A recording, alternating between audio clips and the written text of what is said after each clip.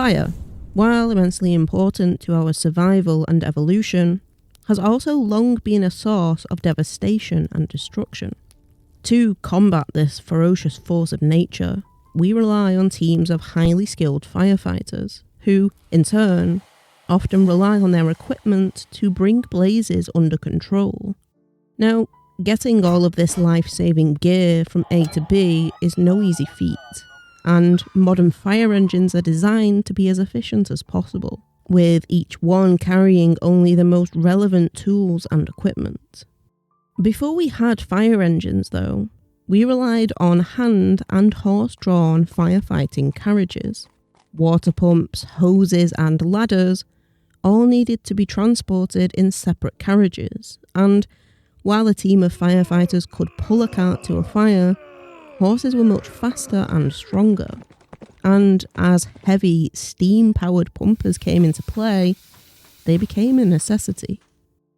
These horses were exceptionally well trained, but getting them hooked up out of the firehouse and to wherever the blaze was took time, especially if there were a lot of other people on the roads. Traffic jams are not a uniquely modern problem. Around the start of the 20th century, the bicycle had become a common sight, and it didn't take long for fire brigades to latch onto this fast and easy mode of transport. Now, obviously, a basic bicycle carrying a single firefighter didn't make for a particularly effective firefighting machine. So, they made a few tweaks, and this is what they came up with. Now, there were a couple of placement differences depending on where in the world each bike was used, but they mostly came equipped with the same tools and accessories. And since their entire purpose was to get to the fire ahead of the main carriages, these items were all carefully selected to ensure that the bike's operator was ready to jump into action as soon as they arrived. Before they arrived, though, you would hear them coming, thanks to the built-in acoustic siren, a simple modification to existing hand-cranked sirens allowed it to be powered by the rotation of the front wheel, alerting anyone nearby of the biker's presence as they zipped past other road users. Above the siren, there was often a source of light. Carbide lamps were becoming popular at this time, and their long burn time, ease of refueling, and super bright light made them the ideal candidates for use on bikes. Attaching one to the front of a bike was as simple as fitting a bracket, and it could then be used to light the rider's way during the night, or it could be removed and used as a portable light source. Once they had arrived, the firefighter would engage the pull-down stand, and could then begin unravelling the built-in hose, kept snug and safe at the centre of the bike's frame. And what use would a hose be without a nozzle?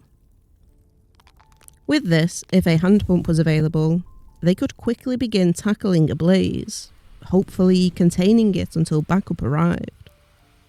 But what if people were trapped inside? Well, the bike was also fitted with a crowbar, which could be used to pry open doors and leverage debris. And, of course, it wouldn't be a firefighting bike without a fireman's axe. The axe's head could be used to chop down any wood blocking exits that couldn't be moved aside with the crowbar. The back end of the axe, shaped like a pick, was useful for breaking through tougher materials like stone or metal. Before they charged into a burning building, though, they needed their final piece of kit, a hard protective helmet designed to keep them safe as they tackled the flames. And all the while, the bike's sturdy pull-down stand would keep it upright, ready to be packed up and ridden to the next destination. These bikes were so useful that some brigades began modifying them so they could carry heavier equipment. For example, this quadricycle, with a bucket between two sets of wheels, could carry oxygen tanks and other gear, as well as 4 firefighters. Despite its usefulness, however, the fire bicycle had a relatively short life, spanning just the late 1800s and early 1900s. Both the bicycle and horse-drawn carriages would be swiftly replaced by motorised vehicles. But Two-wheeled emergency service vehicles still definitely have a place in today's high-tech world, and many brigades make use of motorbikes, as being able to skip the traffic and get to the scene faster than a huge fire engine can literally save lives. The fire bicycle is actually seeing a limited resurgence in some places, although their use is seemingly limited to patrolling high arson risk areas, with a limited kit. The idea being for them to provide basic first aid, rather than directly tackling fires ahead of the main crew. But with the average response time getting longer each year, who knows? As our roads get more and more congested, maybe the fire bicycle will return to its former glory.